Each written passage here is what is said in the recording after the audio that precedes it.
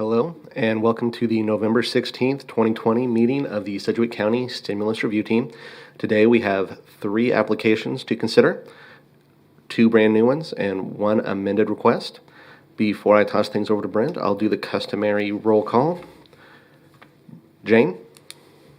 Present. Hope? Here. Brent? Here. Kyle? Here. Dr. Walker? Present. Melody? Here. And Mark? Not here. All right, thank you very much. And Brent, I'll hand it over to you. Thank you, Aaron, and good morning, everyone. This morning we've got 3 applications to review. Guevara Council, Boy Scouts of America, Raisemyhead Foundation, and Children First CEO of Kansas. Recommendations that you made at the last meeting were all approved by the Board of County Commissioners. So out of the $18 million original allocation, before we take up the items today, $706,046 remaining in that bucket. Recommended and awarded $17,293,954. So with that, unless there are any questions or anything we need to bring up first, I would into the applications. I had one question on the this spreadsheet we got.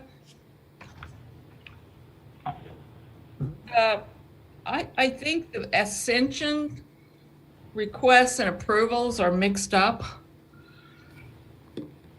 I don't know that this is, I think the dollars are right, but they're not on the right lines.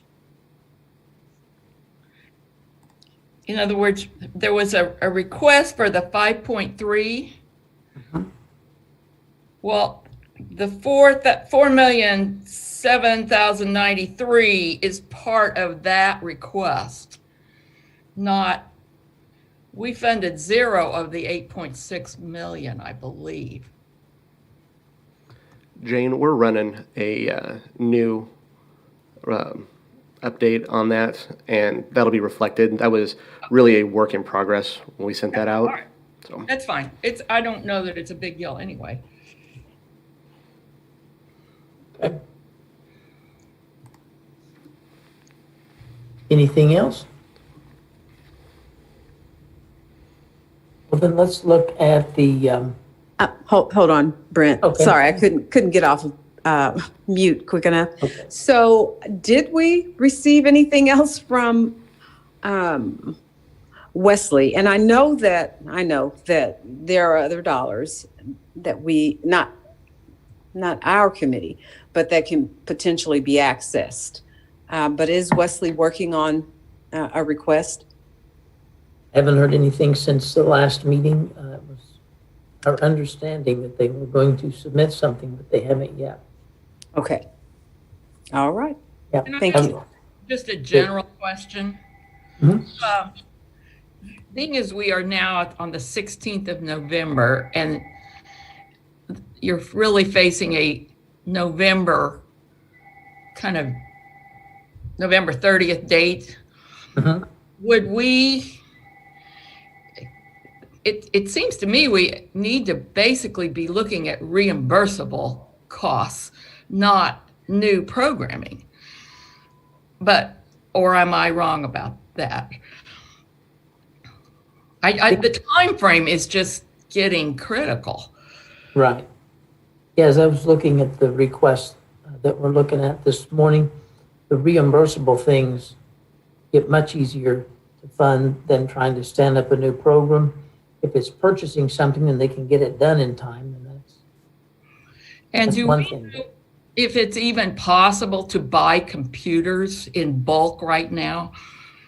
I watched the school board meeting the other night, and they still don't have computers that they bought months ago. They can't get in. Do we know? I don't know what we're seeing right now.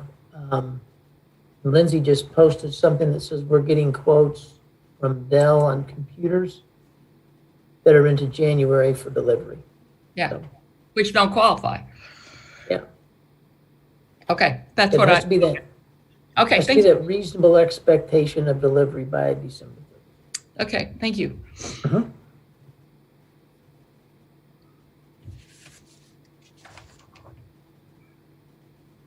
Okay, any other questions or comments? Well, let's take a look at the application from the Quivira Council. And Hope sent out an email just before the meeting. She just received some additional information. So I'll give it to Hope to explain this request and provide us. Sure. Okay, so the Boy Scouts of America sent in an additional request from their last application. So this is a new one. They're asking for a total of $97,908.91. That is made up of $2,600 in tent facilities, $7,260 in disinfectant cost, $15,146.56 in work from home IT cost, and then any other emerging needs of $72,902.35. So again, I had reached out to get some additional information on how they broke that out for, especially for the any other emerging needs. So first of all, the applicant had talked about that when we previously approved the last application, we approved the hot boxes that were going to be delivered.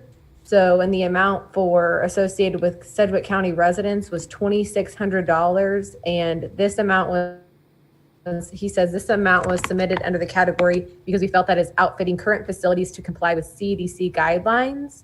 So that's why it's in the $2,600. Basically, that's the coolers that went with those hot boxes that we had previously approved. And then he said historically recruiting new scouts, especially those in underserved areas, has been by visiting schools and inviting youth and their parents to a recruiting sign-up event. And last year, the council recruited a little over 1,000 new scouts from Sedgwick County. And this year, because of the lack of access due to COVID, the recruitment is down 90%. They've identified an alternative recruiting method, and that is using media to recruit new scouts and families. And this campaign has been developed by a local advertising agency to specifically target Sedgwick County. The campaign will kick off in late November and run through December 31st of 2020. And the campaign is identified as an emerging need with a clear nexus to COVID-19. So the way that the dollars broke out for the campaign was broadcast and radio came to $29,670. Digital was $14,835. Billboards are $22,107, and content marketing $6,290.35. And okay, with that, that is all the information I have from Boy Scouts of America. Well, my concern here is with the advertising campaign. We turned down Girls on the Run, which was basically doing the same thing, recruiting for participants for next year. And we concluded it didn't qualify.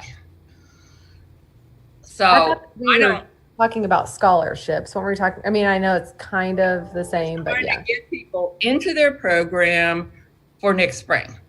And we concluded that didn't qualify. So I'm okay with the rest of it, but I can't get to where that 72, it may be a good thing to do, but I can't quite get that it's a CARES funding for next spring, because it's really next spring they're trying to recruit for. But I'm just going to throw that out as a. I agree with Jane. This is Melissa. So all of the requests that we've approved so far have been alternatives to service delivery. So working remotely, providing funding so that Goodwill could physically distance in its delivery of its services and so on and so forth. I don't see the CARES connection directly here. Not either. I think the one CARES connection I could see is that they're changing the way that they're going about marketing and expanding their roles. So instead of being able to do those on-site visits, they're trying to do things socially distanced or electronic. So, I mean, I guess that would be the one pivot in the way that they're trying to do the marketing. That would make sense if they're using other technology to connect with kids safely, via Zoom or whatever. But advertising is not that. When we funded advertising, it's been to do outreach, to let people know how to stay safe, right? It's been directly related to COVID and reaching populations that are underserved and vulnerable.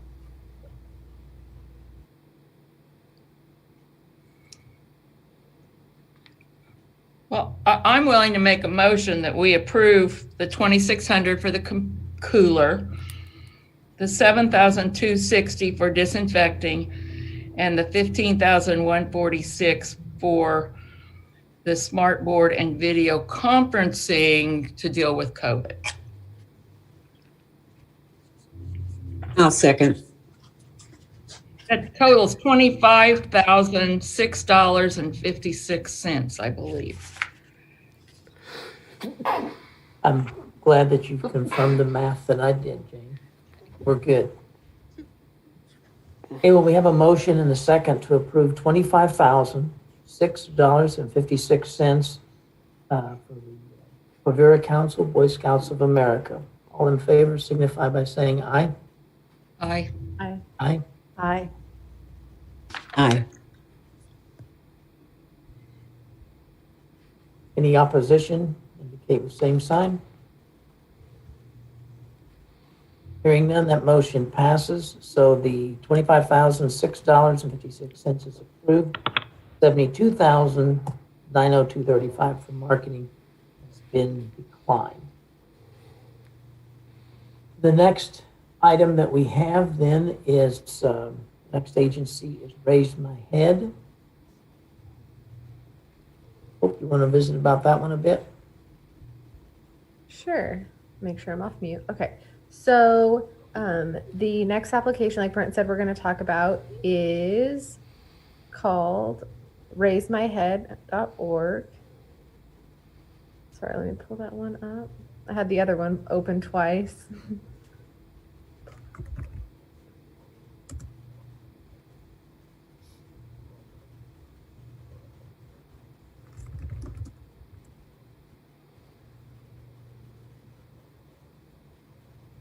All right.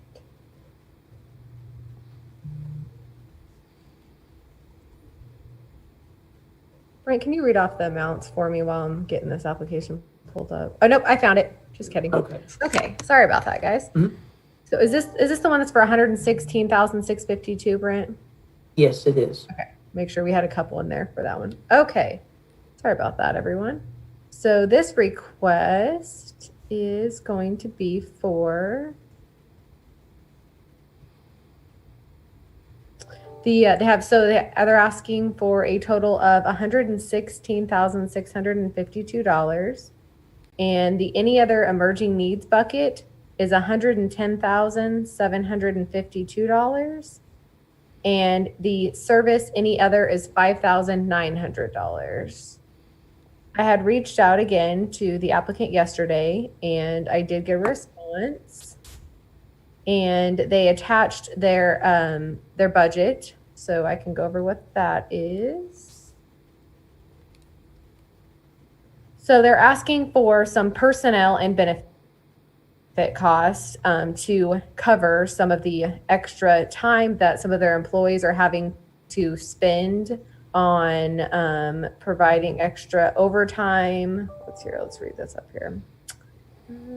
So basically, let's read off what the foundation is. What their description of the request is that the Raisemyhead Foundation is a 501c3 nonprofit organization in Wichita, offering a 2-year residential program for women in crisis who need to transition out of prostitution or trafficking and abuse into a healthier and more sustainable lifestyle. They're requesting financial support for adjustments to services because of COVID-19. That includes one, the cost of diverting staff, the executive director and the program director, and women's wages from their normal duties to dedicated to responding to COVID-19. Second, the cost of housing that facilitate compliance with public health orders. And third, the cost of office space that became necessary to safely operate away from quarantined clients.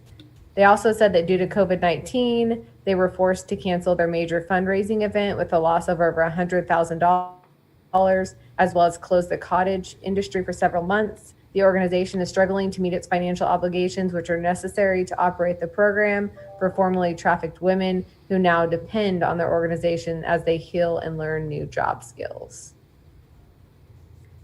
So the way that the budgeted spreadsheet works out is they're looking for a total for personnel of $74,800. The benefits that they put at 24% came out to $17,952. The facility for the cottage industry space, they broke it out between insurance, office space, and utilities. That total came to $18,000. And then the cottage industry supplies, which is composed of sewing machines, fabric, bottles, etc., and scissors and supplies. That total came out to $5,900. And so that's where their budgeted total of $116,652 comes to.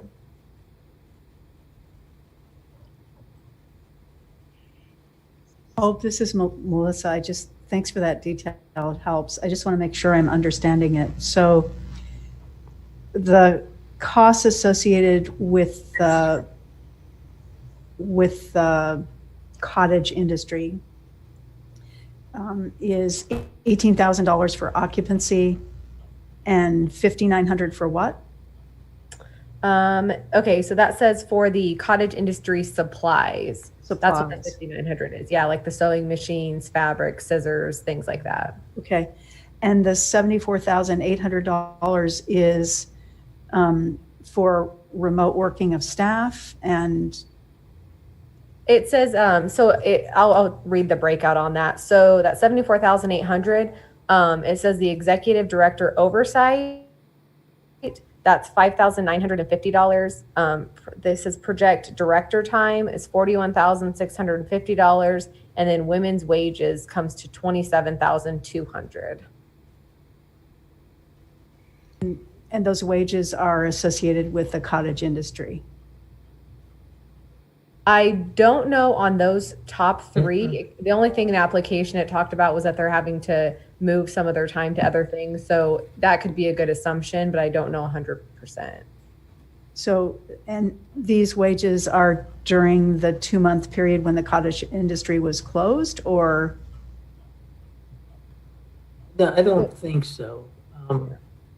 What I think I'm seeing is that those were personnel costs for the executive director, the program director, and some of the clients that when their normal duties were diverted to COVID-related activities, because I think I'm seeing in there 34 weeks of wages. That looks like a reimbursement of personnel costs that have already been paid. And why are we reimbursing that time? I think that's the question, because these don't appear to be additional personnel costs. It's the portion of the budgeted costs that were diverted to COVID activities. Is it just mainly the director and one person? I mean, is that two people? That's what the spreadsheet seems to indicate. And that's because they're all salaried, I assume. Now, the spreadsheet that we just got a little bit ago, they've got 34 weeks for each of those three, but 5 hours for the executive director, 35 hours per week for the project director, and then 20 hours per week for 4 different women that are in the program. So that's how they. And what are they doing? It's COVID related. I don't know that we have detail on that. It's just talking about diverting staff from the normal duties to dedicated to responding to COVID-19. So it looks to me like what I'm reading, if I'm seeing this correctly, is that they're asking us to reimburse them for personnel costs for folks that were, for the hours that they spent directed to COVID versus their other activities. What are they doing for COVID is what I can't figure out. Right, that's what. I don't know, the clearer connections that I can make are the cost of housing and office space to do socially distanced and more complying with public health orders with closures and things like that. I can get there with those pretty easily, but the personnel costs, I just don't have enough info. So with the personnel cost, will the county be able to, how do you fact check that? Since it's a reimburse and it was for 34 weeks. Yeah, and then the other question, I think Jane has already touched on it. So on the application itself, it says that there's one employee. I think that's what I saw. And that would have been the executive director. I mean, that's what I was simply assuming. But there's a project coordinator, and then are they wanting to pay the women, or have they already paid them? Given that they're talking about 34 weeks, I think they have been paid while the cottage industry was open, and then it was closed. Right. So I don't know if 34 weeks is all in the past, or some of that's in the past, and some of it's based on the cottage industry. So the original application, was it for 13 weeks? I apologize. I'm on my phone and I can't open that document. I can't open the spreadsheet. So It would be helpful, Brent, if you don't mind sharing the spreadsheet. I was able to pull it up, so it's a whole lot easier if we can see it. Okay. Thank you. that would be great. Thank you.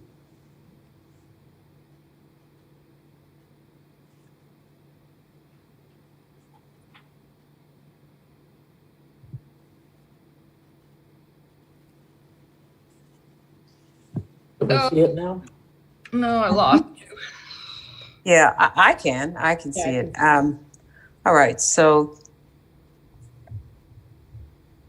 per week. So what we have looks like past up here. So it appears from this that this is 34 weeks that have occurred. And I would read this that for 34 weeks, the executive director averaged 5 hours a week on COVID-related activities, $5 an hour, getting to the $59.50. Project director, same 34-week period, spent 35 hours a week on COVID activities. $41,650. In the women's wages, it looked like there were four people earning wages for the 34-week period, 20 hours a week, $10 per hour. So once again, how does the county fact check the wages paid? Well, I'm going to get a little bit out of my lane, but I think the auditors would look for the personnel records. I don't know if they've done anything with this agency to code hours outside of typical activity. What we have done in the county is coded hours that were directly related to COVID. So I don't know what sort of payroll system that the agency would have. help us with that. Okay. Well, it seems to me the payment of the wages you can verify, but Right. I don't see how they were spending all this time on COVID. I mean, that's a huge amount of time for a very small agency. Yeah. Well, it's So- the project director that spent the majority of the time. 5 hours a week. Now that might be Yeah. 35 hours a week for 34 weeks. I mean, what were they doing? Delivering services from March to October. But Were, how were is they that act- COVID related? That's because they were already working there. well, That's the question. Go ahead, Dr. Walker. Sorry, Melody, after you. So I understand that they were doing hand cleanser and potential mask. Are those the projects that the project director would have been oversight for? I mean, that's possible. I just wondered. They were. I mean, they gave the example. They gave a wonderful example, but that's not their entity. That's not their production rate or their performance.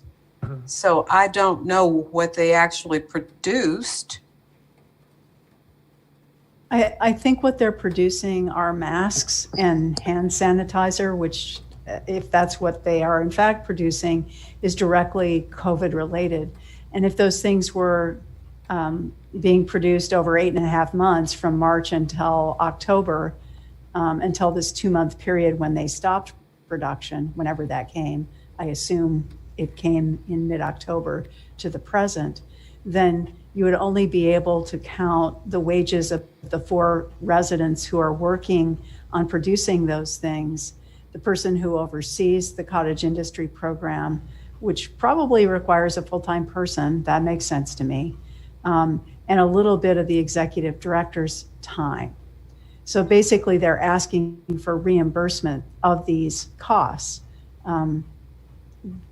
The question I have is, they're selling these products, so I'm not completely clear on the reimbursement part. I understand that they're trying to fill a gap in their budget created by not being able to have, I think this is the organization that couldn't have an annual fundraiser, although I may be confusing organizations. Right. And perhaps the earned income generated from producing masks and hand sanitizer. So that makes sense to me. But but if they were selling products and they were generating revenue, then I'm unclear about why there's a gap. The application mentioned specifically having the director and the executive director having to work remotely. That seems like a reimbursable cost. The residential facility where the women live requires disinfecting, and the residents require PPE. Those seem like legitimate COVID-related costs. Potentially these are legitimate COVID-related costs. Because in large part because of what they're producing, but I'm unclear about that. At one point in the application, they mentioned that the women are paid $15 an hour to work 10 hours a week, which would be $1,200 per week times 34 weeks. So I come up with a different number there.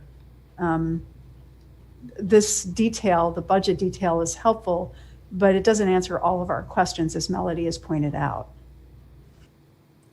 Dr. Walker, you are right. They do talk in there about that they were able to manufacture and sell hand cleaner, and that they did sell out of all of it in May when they were. So they said they know the market's still there for them to be able to produce the hand sanitizer. So they do mention that in the application. And then they also, in response to, I think it was Jane's question, she said that the cottage industry is back up and running. So I just wanted to make sure I clarified that. But that doesn't like they necessarily have sales yet. Right. Mm-hmm. Looks like they closed May. Yeah, they did close for a little bit. So where do they get the 34 weeks for when they were closed? I think their calculation is based on those half of the women, 4 women out of 8, were continuing to work in the cottage industry. Yeah, they do say they closed for 2 months. It's in the bottom of the application in the performance history. They said that they are ready to reopen after closing for 2 months due to COVID-19. So that would be this mid-October to the present, to the end of November, potentially. When they talk about the, on the second, how many will this benefit? There they talk about 13 weeks they've been. Right. That's what I wasn't Not understanding. 34, but 13. Is that, I could be wrong about that. It's not true. No, that was my understanding, and that's where I was getting confused. And even if it's 13 weeks, was it 13 weeks moving?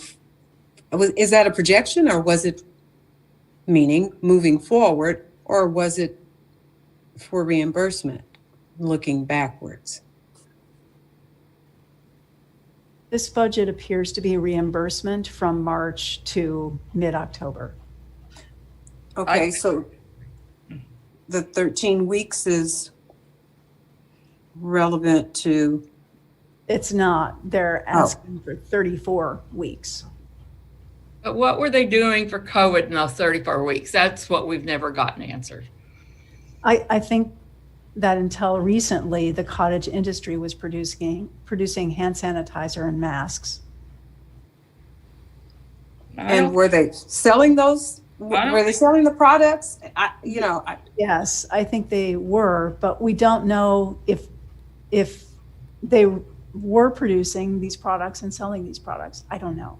And actually, I don't know if they produce them. I think they sell them.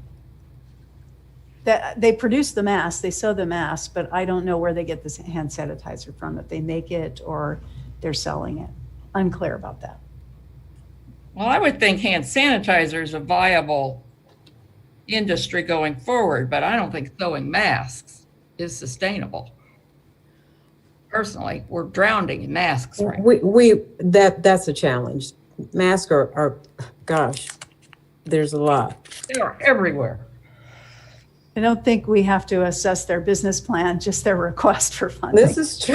Well, the City Commission was very clear that this had to be a sustainable program. I mean, I heard that directly from the commissioners at their meeting. So the whole idea of a cottage industry is you have a line of products. It appears from their website that this line of products involved lotions and soaps and a number of different things. But what they're focusing on now, as they should, given what's going on, is on hand sanitizer and masks. When the virus goes away, as it eventually will, because it's a virus, they can go back to skincare products, right, and other things. Hopefully, yeah. Well, can we get more information from them on what these women, what everybody was doing for COVID for 34 weeks? Isn't that what we keep coming back to? That is the question.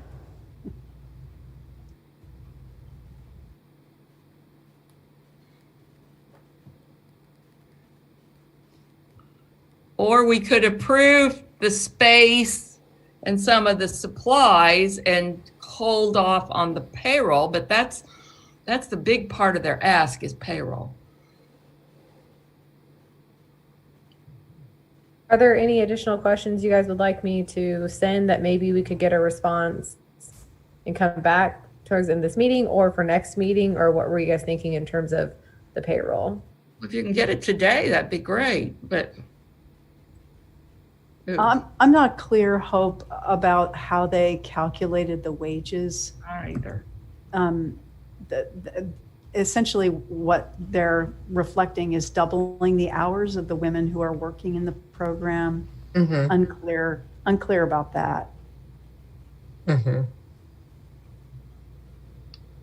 mean, did they reduce the census in the residential program from 8 to 4? I don't know. I can't figure that out. I think one other thing I would want to make sure is that we're not looking at expenses going beyond the end of the year, that we're looking at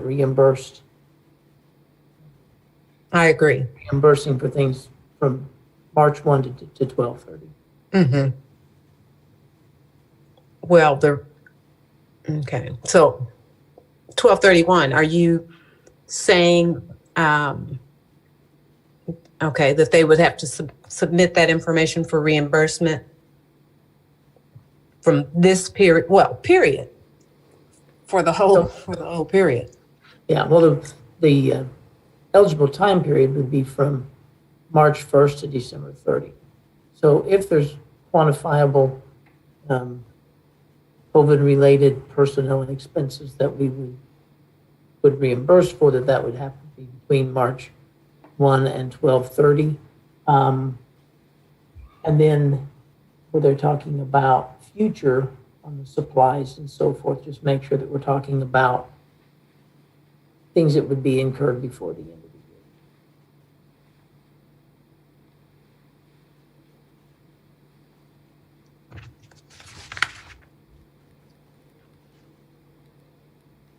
Okay, I just sent the email off asking some additional questions on the wages. So fingers crossed, maybe we'll get a response before the end of the meeting.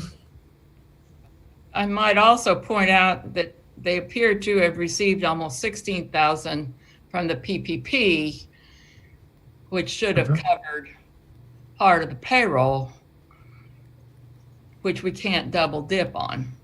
That's right. So I don't know if they've taken that into account.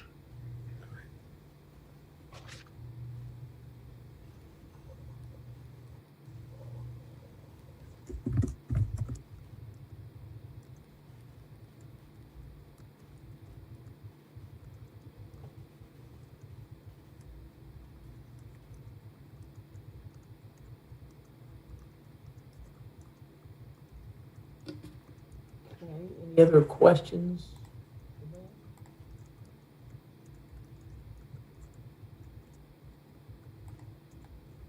We have Children First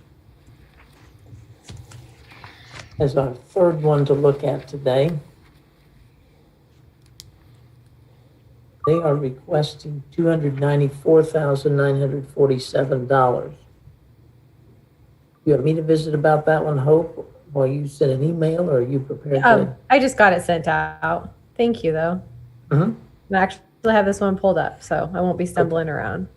Okay, so again, this request is $294,947.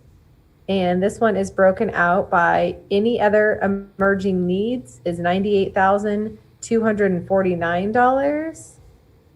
Expanding service costs are $98,349.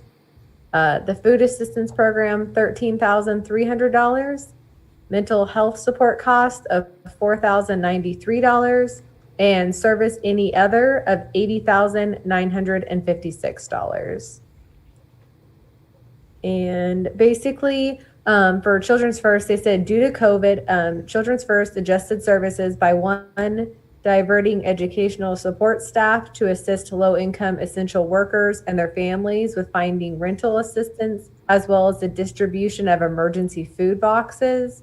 Second, they hired contract workers who did not already have jobs because of COVID-19 to work in the St. Patrick Catholic School kitchen to support exhausted staff to prepare 1,100 sack meals a day, weekdays from March 9th through May 1st. And third was purchase emergency food for families impacted by COVID-19 and deliver to them. And fourth, purchase cleaning supplies for low-income families. So in addition for this funding, Children First will be the fiscal agent for Catholic schools who cannot directly receive federal funds. St. Patrick Catholic Schools was drastically impacted by COVID-19, exhausting kitchen staff, as well as our already tired kitchen equipment. The school kitchen became the lead kitchen for 4 other schools when COVID-19 became a reality. The milk cooler had to be replaced from the added usage for $3,500. And in addition, the school had to purchase safety equipment a water bottle filler for $5,400, and school-wide hand sanitizer system for $2,480, as well as 130 Chromebooks at $170 each, with software for $25,220 for distant learning that was never budgeted. These expenses have exhausted the school's reserve funding and more. Assistance will reimburse Children First and St. Patrick Catholic Schools for the expenses directly related to COVID-19, and money will replenish reserve and program funds. And so that's kind of talking about where they had that first ask for the $98,249. And then for the second part of the application, they say they were requesting $37,894 for November and December projects that will, one, cover November's salaries and taxes of diverting employees to address COVID-19, including distance learning through the creation of social emotional curriculum, purchase shelf-stable food boxes, frozen meat, and cleaning supplies with an emergency storage for 2 months to be distributed to families in food crisis, and 3, provide rent and mortgage assistance to essential workers impacted by COVID-19. Children First, again, is the fiscal agent for the Catholic school system because they're not able to directly receive federal funds and are seeking $60,455. As each school is an island in the Catholic system, they must raise their own funding. St. Patrick Catholic School, 90.75% of the students receive free or reduced lunches as an indicator of poverty, with 91% Hispanic students, has a falling, almost non-repairable kitchen equipment due to the stress of COVID-19's extra work to produce the 1,100 sack meals a day for 6 weeks. Funding will be used to replace an old convention oven for $6,500, a refrigerator that cannot be repaired for $5,760, and a commercial freezer for $5,195.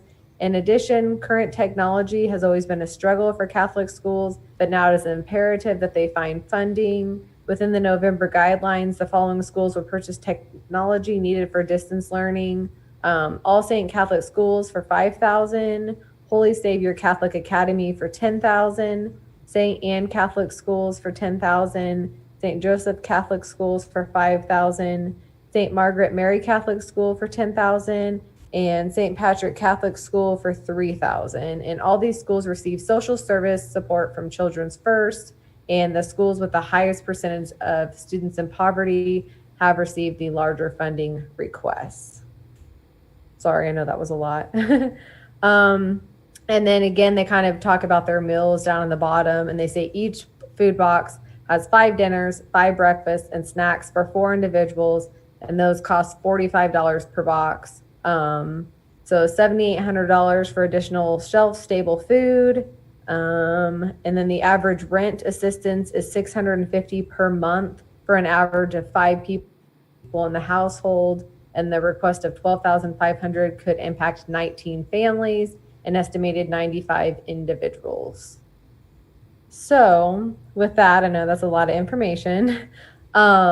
I also asked for a little bit of additional information. One, I wanted to clarify that I know the $98,249 and the $349 looked really similar. So, and they weren't broken out by dollars. So I just kind of wanted to clarify that they really did need those costs, and she did. So the spreadsheet that she provided, Brent, I don't know if you are able to pull that up on your screen. I don't know if I can, since I'm not the... I've got it. Okay, thank you. Just for those that can't open it.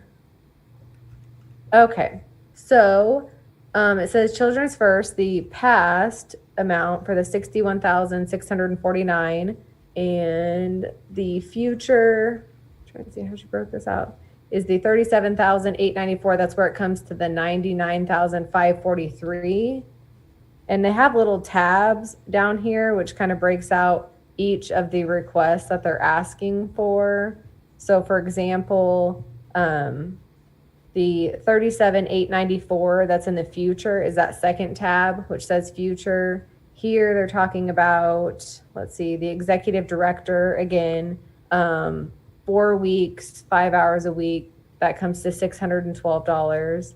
They talk about diverting the educational support staff, and that's broken out in 4 weeks, and the hours that comes to $2,425.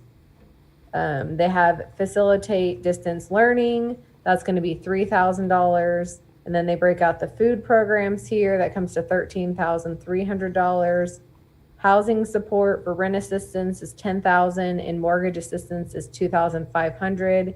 And then cleaning supplies for $5,000. And that's how they come to the $37,894. Future for the schools. The total here is going to be $60,455, and the way that they have that broken out is, again, kind of like I mentioned earlier, they break it out for the distance learning between those schools I have listed right there. We talked about that a little bit earlier, and that total just for the schools comes out to be $43,000. And then the food programs, they talk about the oven, the refrigerator, and the freezer. That comes to $17,455. So that's again that's how that one's broken out. For the past, here they're talking about the March 1st through October 30th timeframe. It says administrative expense for the executive director is going to be a total of $5,359. And then diverting educational support staff, that comes to $21,221. Food programs, that says emergency food workers and emergency food and supplies for families. That breaks out to $24,044. Rent assistance that they've already paid is $8,512. And cleaning supplies is going to come to $2,515. And then down below, they talk about their Chromebooks, the milk cooler, the water bottle filler, and the hand sanitizer that I previously mentioned.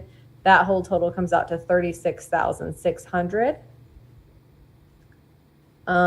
Past workers, basically it looks like this comes from April 3rd through May 21st. It says contract payroll, and they have those numbers broken out, and that total comes to $6,307.50. Past food, they gave us a very detailed by each vendor that they have spent, and that total comes out to $17,736.23. Rent past, this total is the $8,511.77. Let's not look at that. That has some names on that. We'll keep going to the next one. And then past cleaning here is basically they use Masco for cleaning, and it totals to be $2,514.63. So sorry, I know that's a lot of information, but sometimes a lot of information can be good. So with that, does anyone have any questions or discussion they'd like to bring up? Well, I have a question sort of backing up. When the original CARES stuff for the county was split up, there was a pocket for schools, and the Catholic Diocese was included in that. Now, it wasn't a big pot of money, I would agree, but does that impact this? Actually, per student, the Catholic Diocese got more than the Wichita Schools District did. So, but was that for some other purpose? That money? I think that's a great question, Jane. Actually, that's the Catholic Diocese. I was also looking at Catholic Charities, and I haven't brought it up yet, but I was just wondering how that relates to, if at all, it related to Children First. I think Catholic Charities, we should think of Catholic Charities as a separate social service agency. So Children First CEO Kansas is a social service provider, and so is Catholic Charities. Mm-hmm. I think Catholic Charities services aren't necessarily directed at schools, at schools in the diocese. And there are 5 schools that are being served by Children First CEO Kansas. It makes sense. It seems like they're very carefully qualifying eligible households for rent assistance, for food boxes, for cleaning supplies. They're using case managers to do that. And it looks like the executive director is directly involved in approving those expenditures and making payment, for example, directly to landlords if households are deemed eligible. There's no question that distributing food and rent and mortgage assistance and support for distance learning are needed. I don't think that those are activities that the Catholic Charities engages in. And didn't we have an application from Catholic Charities? We did, but it wasn't for schools. We did. Right. Well, and it wasn't, my, go ahead. Because what they do is provide a different suite of services. So counseling and day programs for people who experience disability and so on and so forth. So I think these are two separate things. All of the activities make sense to me. I have one really important question in addition to Jane and Melody's really important question, which is, didn't they get these 5 schools get funding to support these activities like USD, the school district did?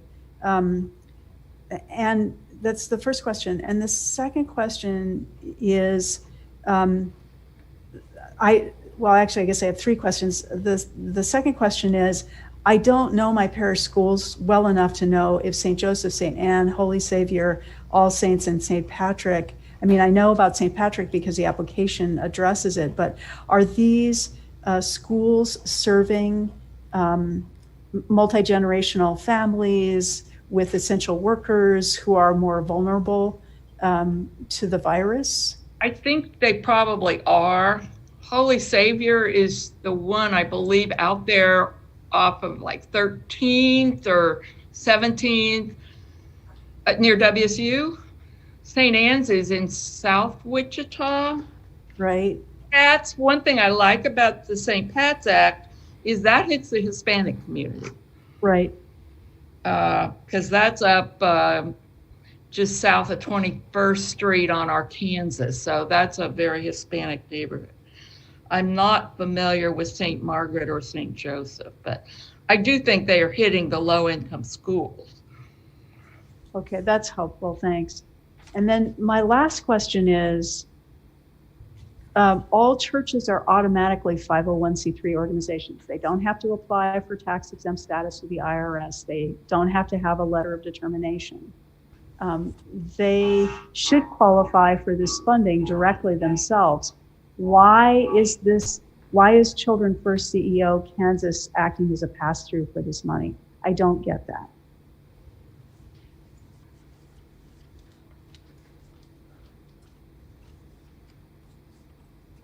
I have no idea. So, Yeah. Brent, can you give us some background though on how the county, what that money was for? That the county already. The county funds for the schools? Mm-hmm. Are you, okay. We allocated in 2 different buckets, 2 different times. We allocated one that was a flat fee for the public schools and for the diocese, plus a per pupil allocation for all the accredited school districts in the county. So and they had to be headquartered in the county. There were 20 Right. public school districts, only 10 of which are headquartered in the county. So that was the first allocation of funds. Then we came back with a second allocation later, and it was just based on a student count, per pupil allocation. Those funds were awarded to the 10 public school districts, the diocese, and then, if I'm remembering right, 2 small accredited school districts or schools in the county. Right. But Wichita School District has purchased their own computers. Now, I just, this is a little bit of a sticky wicket. I would think, for the commission. So I just want to be fair. Mhm. And we did get a response from them that, because there was a question about them being eligible for federal funds, and they indicate that they cannot, the Catholic school cannot directly receive federal funds because they don't provide, unable to provide services to students with special needs. So that precludes them from getting federal funds. What? Is that what? What I'm reading. Okay, so say it one more time slowly. It's like what I Okay. can't help slowly. I'll just quote what we're getting from the director of Children First. That the Catholic school cannot directly receive federal funds because they are unable to provide services to students with special needs. If they directly receive federal funds, it would be a financial hardship that they could not. Okay, so they need to unpack that. I don't know if it's true that they can't receive federal funding if they don't. I mean, we're talking about U.S. Department of Education funding. I mean, school districts fund schools, states fund schools, but they don't fund Catholic schools. So that doesn't make sense. Maybe the diocese refuses to accept federal funding. That's possible. But then if the diocese refuses federal funding, then why would it accept CARES funding, which is federal? That doesn't make sense. I mean, every story I could potentially tell about why they can't have federal funding doesn't make sense.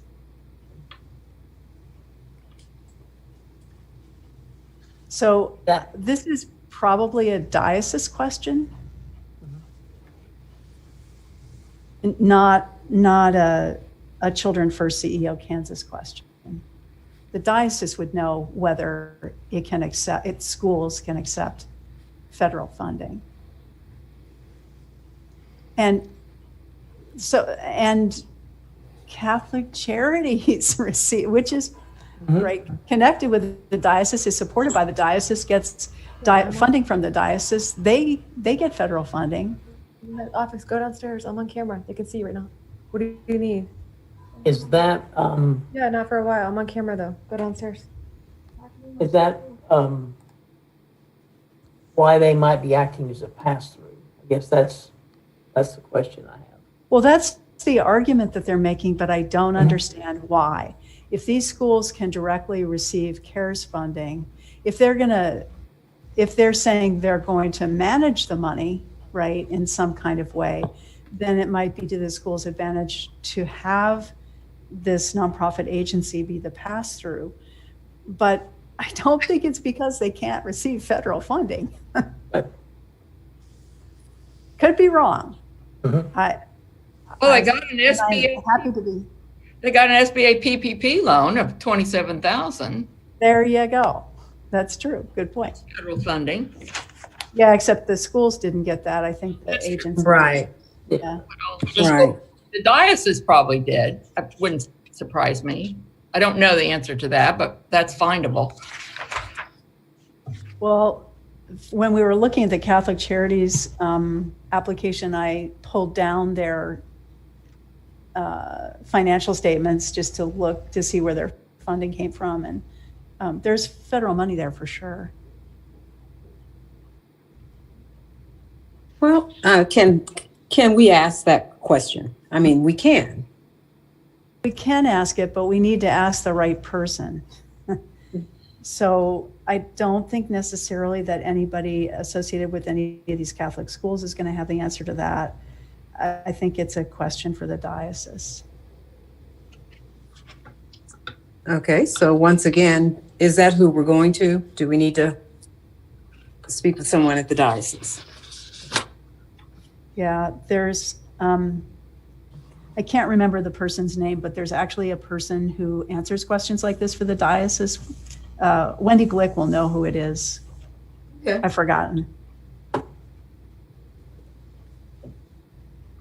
And Wendy might have a best guess about this too. I would Well, and think this is Lindsay, because we have given them funding directly to the diocese. We have some contacts there that I can share with Hope to reach out and get that clarification for you all. excellent. Thank you.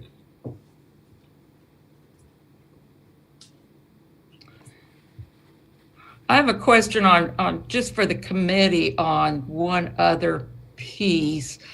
I do not doubt that the kitchen at St. Patrick's is antiquated, but does replacing equipment that was already antiquated qualify for CARES funding? The argument that the application makes is that the equipment needs to be replaced, like the milk cooler, they needed to add another one because they That had I'm okay milk with. to, It's to the new distribute. stuff that they haven't Yeah. done. Well, I mean, we have supported some here and there costs like that in other applications. And this is a legitimate question that we keep raising. Do we want to support things that will remain after COVID-19 goes away? And I'd say in this case, the answer is probably yes, because I think this is going to go on for a while. And all these services are, distributing food boxes and so on and so forth, especially the food boxes. 1,100 food boxes? Wow. 5 schools. And that's a way to stay connected with families, right? And with kiddos. Well, and it's a neighborhood that we have not given funding to. Right. Yeah, in that Hispanic neighborhood. We've given funding indirectly. We haven't given it to an agency. True, but this particularly seems to hit the Hispanic community. So the question that I don't have a problem with the request, with the exception of the diocese question. And I think that when you're looking at the equipment in the kitchen area, I think that it probably was older and antiquated. However, with the additional stress that's been placed on it, it had to be replaced. And are these reimbursed costs once again? Have they already made these purchases, or do they want to make these purchases? I think we have some of each. Some of it, yeah, I agree. Mhm. Okay, so then my guess is for the new equipment, the larger dollar items, those are probably items that need to still yet be purchased. Yeah, and the 3 they haven't bought yet, I believe, total $17,455. Mm-hmm. Right. So the others on the first page of their ask, I think they had already purchased. Mm-hmm.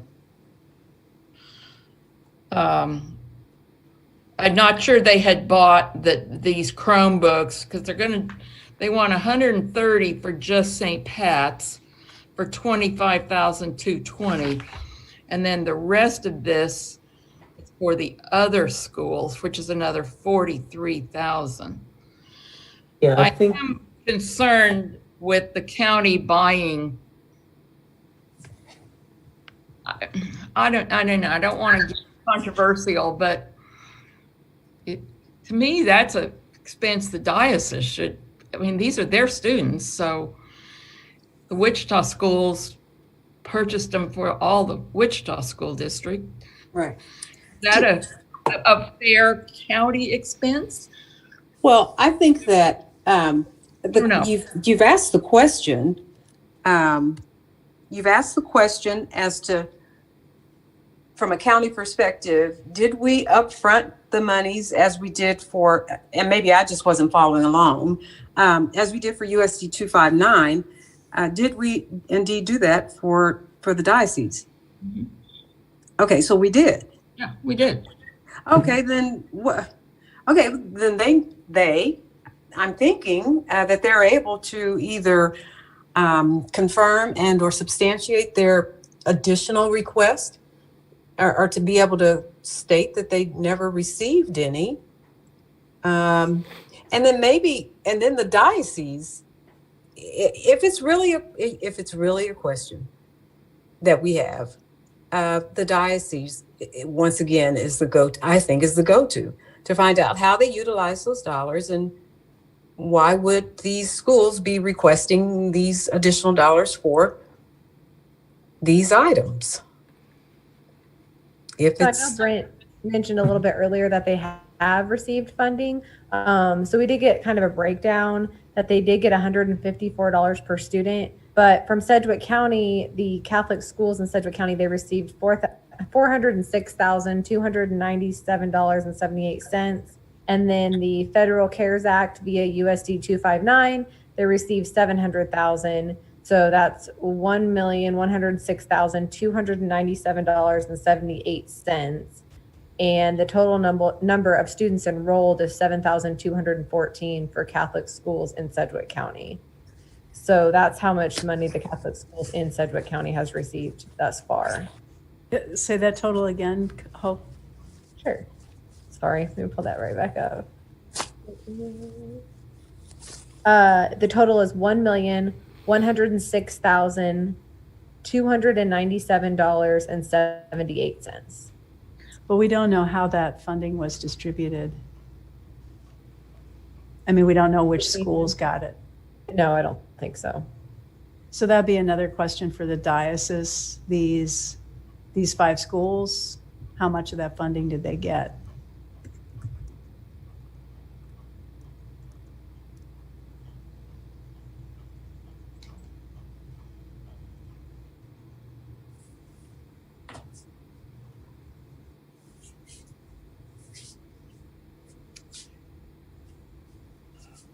And Jane, and as you were talking about the Chromebooks and so forth, those are items they have already purchased. Okay, thank you. Mm-hmm.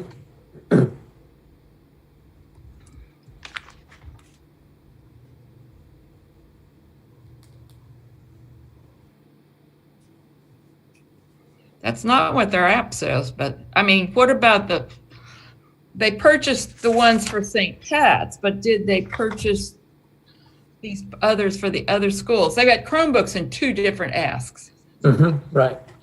All of them have been purchased. I've got a total of, for St. Patrick's, those they have purchased. The 25,220.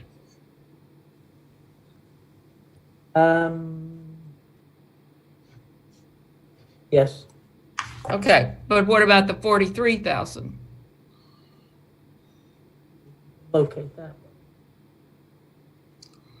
That's for the other schools. Those are in future school for All Saints, Holy Savior, to facilitate distance learning. Those are in future school purchase. And do we have a time frame on future? What constitutes future? I All think these it means they expenditures- haven't done it yet. Okay, but they plan to do it by December 30? Yes, I had asked if she could say what was reimbursable cost versus what they would get purchased before December 30th. So I think that's how it's broken out between past and future. Thank you. But there's still the issue of if they could even get Chromebooks delivered. Sure. That we don't know. I mean, Right. likely, frankly, but possible, I suppose. Okay. If they can't get them delivered, they won't be reimbursed. So I don't think we have to worry about that. And if they can, they will be. Okay. Mhm. That's true. Do you have any feel for what the commission will be concerned about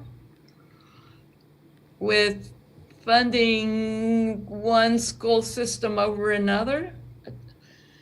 Because we're not allocating anything for, I don't know how to deal with that.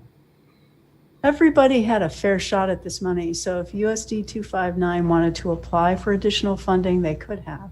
I don't think that's correct, is it? Know that what we would have done with that ask, with this group, that might have, I thought the money for the schools was carved out separate and they were not getting additional funding. the schools all got, as a separate allocation from the county's care spending plan. Yeah, We've funded programs like the Pando Initiative that work in schools or support the work of public schools. If public schools are working with a nonprofit organization, then those organizations could have requested funding to do work in USD 259 schools. Catholic schools are 501c3 organizations. They're exempt under the diocese's status. So I guess the extension of that would be that this is an agency, not actually the schools, that's because we've talked about them being the pass-through earlier. Correct. And I think that is the, I don't want to say motive, but it is their, they are utilizing this vehicle. I think that's clear, and it appears to be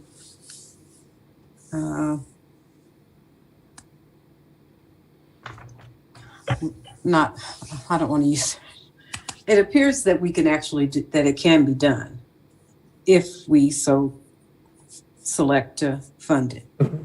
So we've sent the questions. Hope, have you actually, no, you probably haven't identified who you're going to send the questions to at the diocese, or if it's Wendy Glick, as well as some others. Yeah, I'll speak with Lindsay and get a contact after this, but no, I haven't sent any of our questions Okay. yet.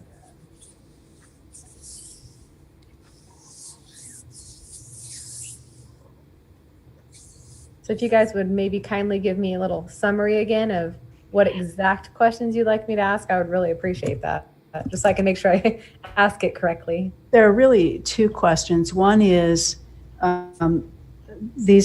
what allocation did these 5 schools receive from the money that was given to the diocese?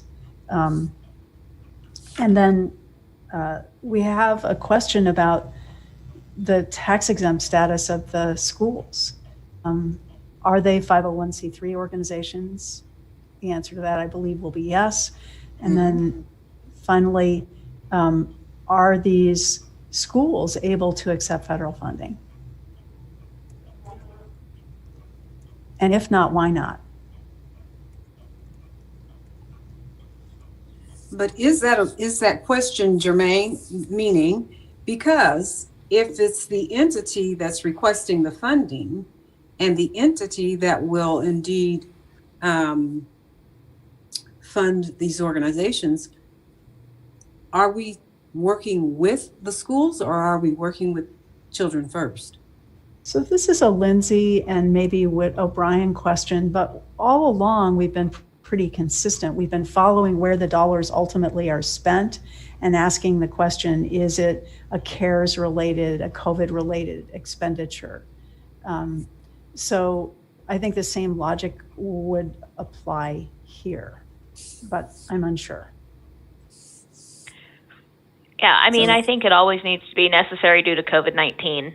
It needs to be done within the period. And so certainly if there are increased food needs or things because of COVID, because of different ways work is structured, if they have to prepare food differently, especially in these poor areas of the district, as long as that can be substantiated, I think it's up to this review team as to whether those costs are something you want to fund or recommend funding.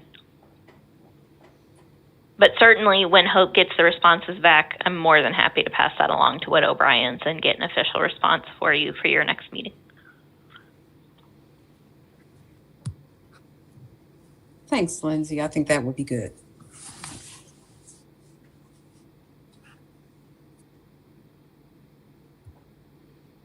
So are other private schools that are 501c3s eligible? Yes. Okay. They just haven't applied. Yep. Alternative schools. I mean, yes.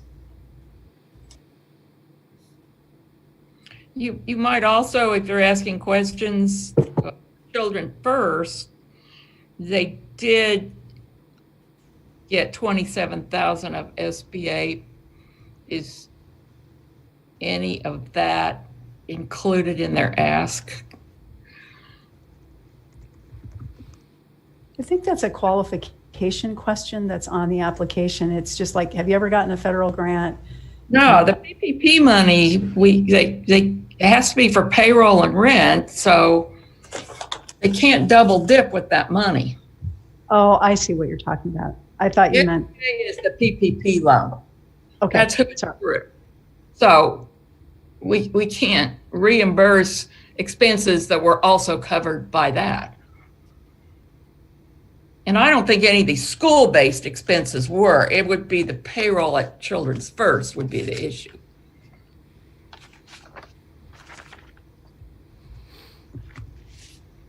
Can you point to the page in the application where that is? I'm searching for it. It's on 2 of 5, SBA received 27,144. Thank you.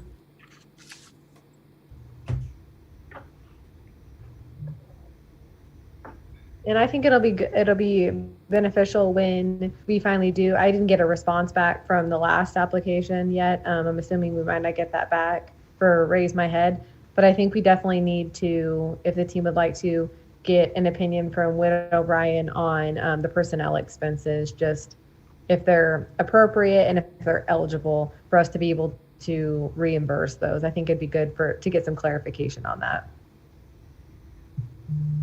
Is the team okay with that? I assume so, but I just want to make sure I don't speak on behalf of everybody if you guys aren't comfortable with that. In general, anytime you want to ask some clarification questions, go for it. Absolutely. Yeah.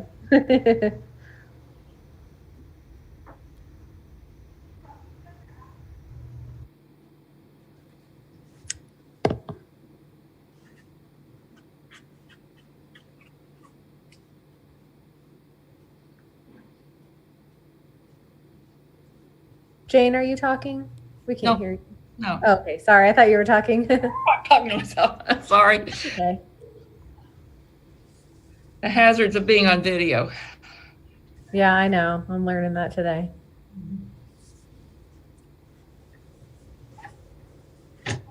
So we have the Monday before Thanksgiving. Is that kind of our last time to award money? Or what? Let me flip the calendar real quick. Forward, I mean, the commission probably doesn't meet the Wednesday before Thanksgiving, I'm guessing. They don't, but they are scheduled to have a special meeting that Tuesday, the 24th, solely to hear any recommendations you all want to approve. Okay, so we have another week we could. Okay, thank you. Lindsay, Yes, do you ma'am. think that'll be our last meeting, you think, since we needed to have funds encumbered by November 30th, or what are you thinking? Since Brent had I think for public health and social service to review applications, yes, I think that will be the last opportunity to review applications. However, I think this team, and I know Brent wants to have this discussion, I think this team still needs to decide exactly what it wants its role to be in terms of actually approving reimbursement itself. If you all want to approve those receipts and things as they come in, if you want to leave that to an audit team to recommend to the commission. Likewise, for cities for reimbursement, I know we had that discussion about whether this team would feel comfortable making recommendations, since there's kind of going to be a deep dive on those expenses by both our internal auditors and BKD before those expenses would be recommended. So now that Brent is back, I will defer to him to talk about his vision for the city reimbursement, and then also maybe switch gears into how you all want to have that discussion about public health and social service actual reimbursement. And Brent, we were just talking about what next week's meeting calendar looks like, that you all still would have time to meet Monday, since the commission has a special meeting Tuesday to award applications, but that would be the last day to really consider applications. Okay. So then I think we would, depending on what happens today and the follow-up that we get, we probably should plan on a meeting next Monday. To the extent that we have received any reimbursement requests, additional ones from cities, and I think we would bring those up next week as well. I think what we talked about before is that we would walk through a easy one first, one of the smaller cities, so that you'll see what the auditors are looking at and what they're recommending in going forward with, and then try to give you more of a summary on the forward. So that's kind of where we are. So this is Melissa, two things. One, I have 100% confidence in you and your staff and outside support to review all of these expenditures and make sure that they're consistent with the CARES guidelines and what we intended when we approved the applications. I don't see exactly what would be gained by our reviewing expenditures. That doesn't make sense to me. In particular for cities, when we didn't review those applications, they don't have anything directly to do with health or human service. And we can, it was a part of the original scope of work, but if the committee doesn't see value added, I mean, we could look at one, and if you could sign off on the process, that might be a way to do it. Well, does it help the county with anyone looking at the process that you had another pair of eyes on it or not? Do we add value, I guess is my question.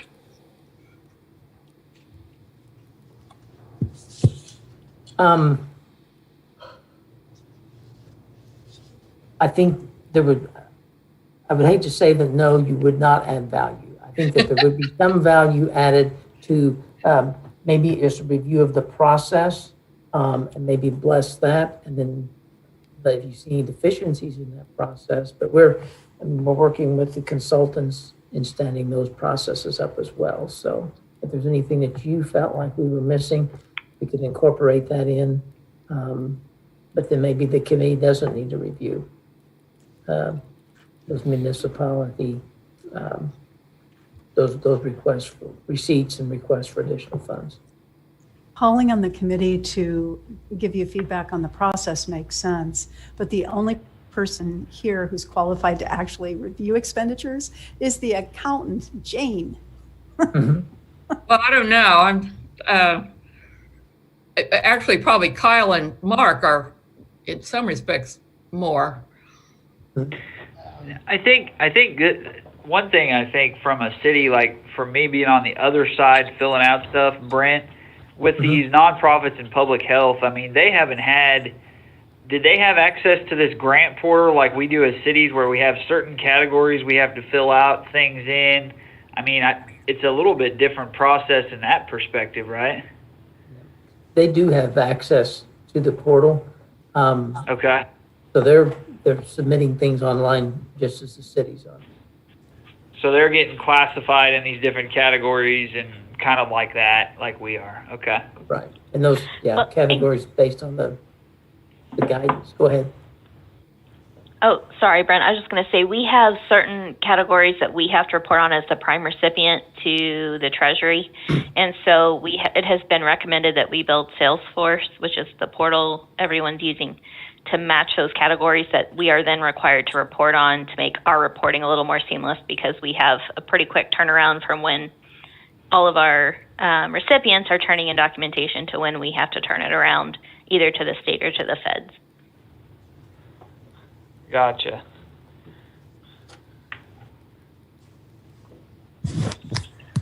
So what I'm hearing from Brent in particular is that it was a part of the scope of work, but that we don't necessarily have to review, but we can certainly sign off on work that's done.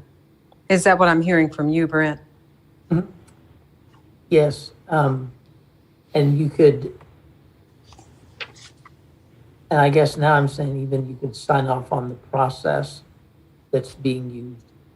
Won't be disbursement. I'm sorry, that's what? The review the process that's being used to sign it for us to then authorize those disbursement requests. Okay. It keeps you, I think, at a higher level than getting into the weeds and looking at these. One of these as they come in. Mm-hmm. I would be interested in looking at the ultimate dollars going out to the social services and public health, because we've read all of the apps, so I feel more qualified to add something on that. Plus, I'm just curious, partly. So are you envisioning this committee doing that, or only you're talking about the cities? I think that we would bring back a disbursement request if it deviated substantially from what was approved. Okay. So, and that, if you've approved spending of X dollars in 3 different categories, and it deviates some but stays within those categories, I don't know that you would need or care to see that. Okay. But if they were approved for X and started to spend for Y, you probably need to bring that back. Okay. Yeah, and I agree with that. I don't need to see if it hasn't deviated from what was originally allowed and approved. If the bids for computers came in and they were $300 more, so they spent less on disinfectant cleaning, you probably don't care. But if we didn't approve for computers and they went out and bought computers, then you probably should review that recommendation on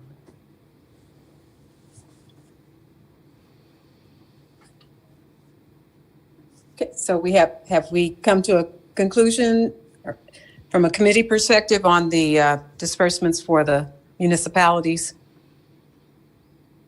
Are we going to sign off on the process, or did we want to actually review?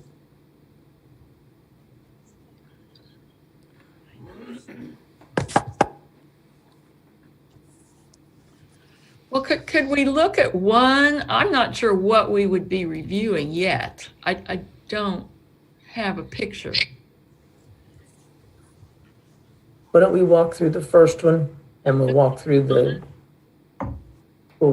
process, we'll walk through the actual numbers and the request, and good enough, then that's what the decision is. Okay. How's that? Sounds good. I'm good with that. That way we have a better idea of what we would actually be looking at. I'm not sure we're going to add any value, though.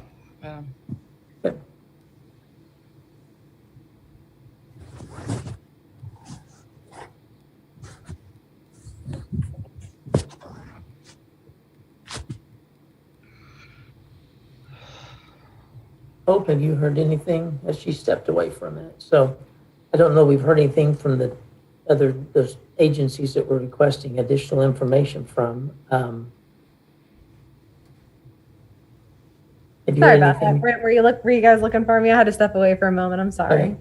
Didn't know if you'd heard anything from Raisemyhead or Children First. No, I did not. Okay. We want to take any action on either of those two, pending getting the information.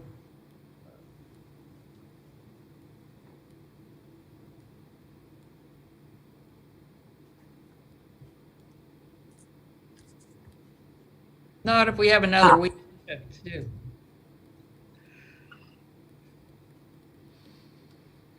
Yeah, there is, we'll meet next Monday, special meeting with the commission on Tuesday. So we can make sure that they understand that's gonna be the last bite at the apple. Okay. Brent, is there a special meeting on this Wednesday afternoon? A regular county commission meeting on Wednesday morning. No special No meeting special. to consider CARES requests. Right, they will hear the CARES request at the meeting on Wednesday morning, but there's not a special meeting. We had the special meetings last 2 weeks.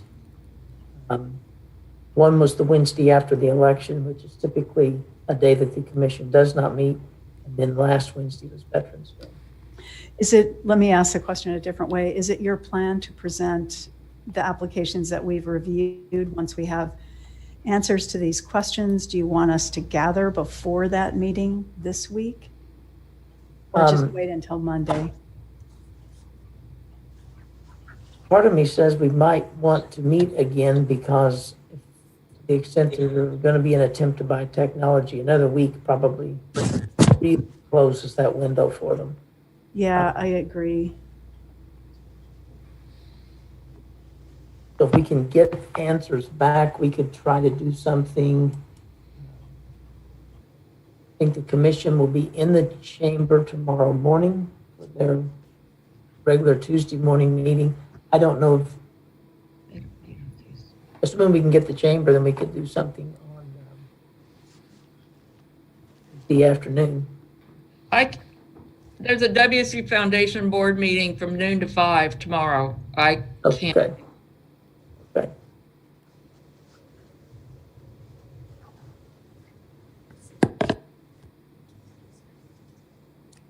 Be difficult to get one in Could in the morning, but not in the afternoon.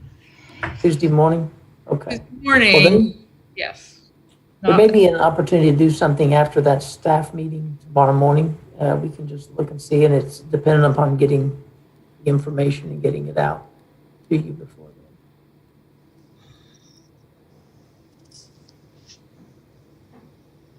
That sounds good. See what you can do. Okay.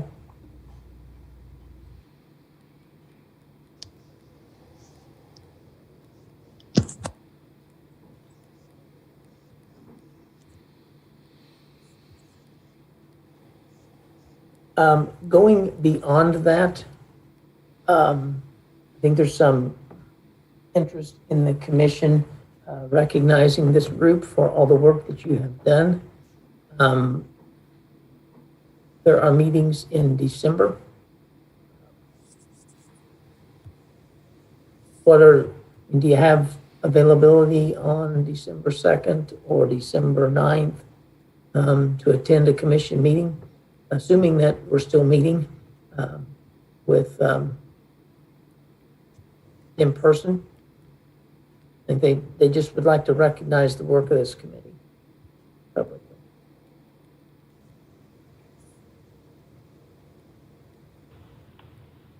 Are you just asking for Wednesdays in the Right. month of December? Mm-hmm. If there's some that Okay. don't work, Probably the earlier the better for me. okay. I can't do the 9th. I can do the 2nd. Okay. Why don't we tentatively plan on December 2nd?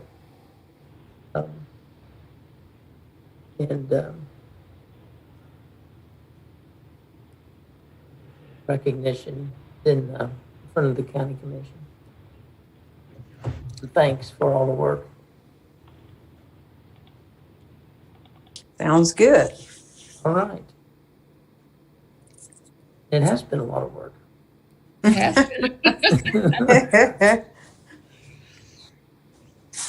I think we get double time for Sundays. Oh, I've been racking it up. Yeah.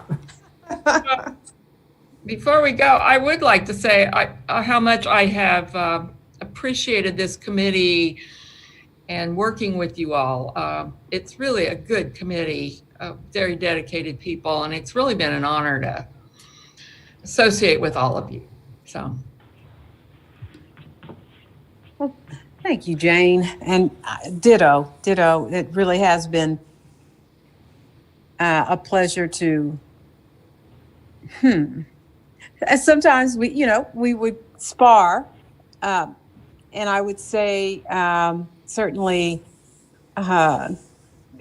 collegially, it was just good work. I mean, it caused me to think deeply and also to really appreciate the strength areas that each one of us has brought to this committee. So it's been a pleasure to work with you and to get to know each one of you. Thank you. And we should also say, as a committee, we couldn't have done it without Hope and Brent and Shannon and Lindsay and all of the folks at the county. I know all of you are doing really heavy lifting right now, not just with respect to these grants, but in many areas. So hats off to each of you. Thank you.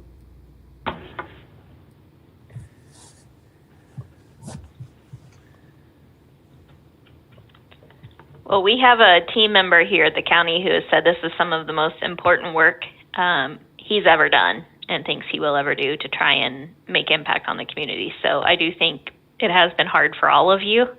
I have gotten to sit on the sidelines for most of it, but I am so very grateful that you all have taken the time to do this. I don't know where we would be without you or where this community would be without you, and we feel safe that our taxpayers aren't going to be exposed at the end of this, and we have to return money because bad decisions were made. But at the same time, the money's really gotten where it needs to. So my very sincere thanks, although you're not done yet. Well, I want to echo, too, what Dr. Walker said, because I've been on the side of an applicant and seen what Brent and Lindsay and Shannon and Cassandra and everybody does on the backside for you guys, and Hope, working with all those applicants that come in and getting them information and trying to help them through the process. And I've seen it here. And, and for this committee, I've done a lot of listening and learning from questions that Jane and Dr. Walker and Melody and everybody has asked that I wouldn't even have thought of. So I've appreciated listening and learning from that. So it's been good.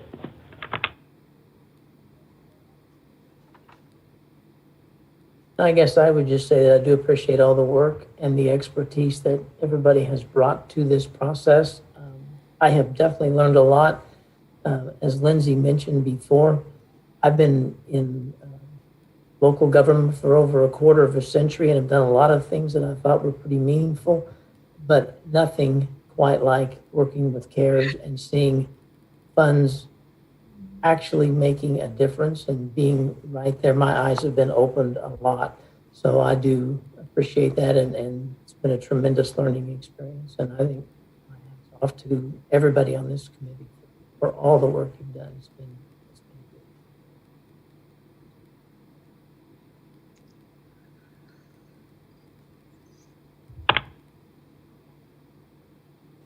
I just wanted to echo what Dr. Walker has said in the comments too, that thanks to Aaron for always keeping us on track and getting us up and going. So, and thank you to the team as well. I've learned a lot from this committee. So again, like I think Kyle had said, it's questions I never would have thought to ask. So I just wanted to say thank you for everybody sticking with it, late afternoons, late nights. So I appreciate all of your guys' help. Hopefully we're really good at something we won't have to do ever again. There might be another act. That's true. There might be. It's possible. Uh-huh. Hopefully next time will be a lot better. Yes. Well, do we have anything else this morning? If not, then I would entertain a motion to adjourn. I'll move. Second. We've got a motion and a second to adjourn. All in favor signify by saying aye. Aye. Aye. I hear no opposition, so we'll consider that one unanimous. And we'll be back in touch as quickly as possible with more information. Not before then, we'll see everybody next Monday. Thank you all. Bye-bye. Bye-bye.